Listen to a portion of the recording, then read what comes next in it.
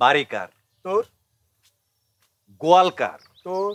তাহলে তোরা এত কিসের টেনশন করতেছস? হ্যাঁ, বাড়ি আমার, গোয়াল আমার, সব টেনশন আমার। আমি তো তোকে কোনো টেনশন দেখতেছি না।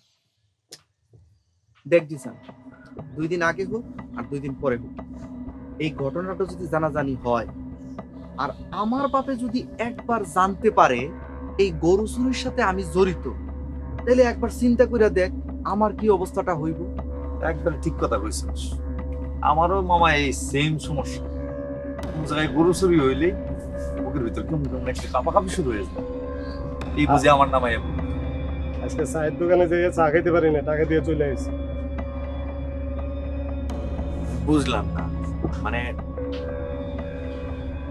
সবকিছু আমি করলাম, টেনশন আমার, তোগো এতেই এই অবস্থা। আর আমার জায়গায় যদি তোরা একবার আসতি তাহলে তোকে কি বুঝে পাওয়া যেত? আরে একটা কথা কই, আমরা মন্ডল কাকার গরুটা আনছি। আমি চাইতেছি আজকে রাতের মধ্যে মন্ডল কাকার গরুটা ফিরে আসতে। তো ফিরাই দিতে গিয়ে যদি আবার ধরা খাস, তখন তখন কি করবি? গতকালকে চুরির ঘটনা ঘটছে, সবাই অ্যালার্ট। তোকে বাসায় তো কেউ ঘুমাইবো না, উপর থেকে যদি একটা পাতাও পড়ে তাও কইবো যে কে কে, তখন তো ধরা খাই যাবি। তখন কি করবি? তাহলে বল, কি একটা বিপদেই না পড়ছি। শোন, বিপদে তোরা পরস নাই, তোরা এমনি এমনি নিজেরা নিজেরা বিপদে ফালাইতেছ, নিজেরা পড়তেছ। তোরা এক কাজ কর, যা তোরা বাড়ি যা, বাড়িকে ঘুম দে, ঠিক আছে? আর বেশি প্রয়োজন মনে না করলে তোরা বাড়ির থেকে আজকে বের হওয়ার দরকার নাই। আর যদি ভয় কাটাইতে পারস তাহলে বের হয়ে আসিস। তোমাকে কলজা দেখে আমি অবাক হই। পাইছি আমার গরু পাইছি, গোয়াল ঘরে আমার গরু। চলো আপনাকে দেখাবো আমার গোয়াল ঘরে গরু আসবো কেন? না না, এটা অসম্ভব। সম্ভব অসম্ভব সরকার সাহেব, শর্ত অনুযায়ী আপনার গোয়াল ঘরে গরু পাওয়া গেছে। অতএব গ্রামবাসীর সামনে আপনার বিচার হবে, আপনি তৈরি থাকেন। মন্ডল, চলো গরুটা দেখে আসি। চলেন যাই।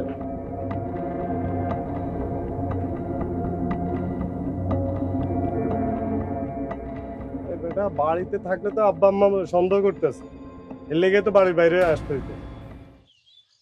আরে তোকে কথা শুনলে না এখন আমার সত্যি সত্যি মেজাজ খারাপ লাগতেছে। মনে হইতাছে তোকে সব টেরে ধরে চড়াই। জিসান, তুই এরকম উত্তেজিত হয়ে কথা কইতেছিস? উত্তেজিত হয়ে কথা কমু না বেটা। তোরা বেটা 2 দিন আগেও তোরা মানে কি ছিলি? তোরই তো ছিলি। হ্যাঁ, এত ভদ্র হইলি কবে তোরা? তোদের নামে বিচার সালিশ কয়দিন পর পরই হইতো। কার বাড়ির কোন ডাব চুরি হয়েছে, কোন মুরগি চুরি হয়েছে, কোন ক্ষেতের আলু চুরি হয়েছে, পেঁপে চুরি হয়েছে, কেউ কোনো বাড়ি কেউ রেহাই পাইছে তোর কাছ থেকে? অন্ধ বেটা মনে করছে ছোট আছিলাম, ভালো মন্দ বুঝতাম না। এখনো ছোট আসছো। ছোট না থাকলে এরকম ফালতু কথা বলতে পারতাম না। এখনো এরকমই ছোট আছো। যাও বাড়ি গিয়ে ঘুমাও। বুঝছি, হাতে ধরে পায়ে কুড়াল মারতেছে, বাগে যা লেখা আছে। এখন সামনে যে কাজগুলো করব সব হিসাব নিকাশ করে করতে হবে।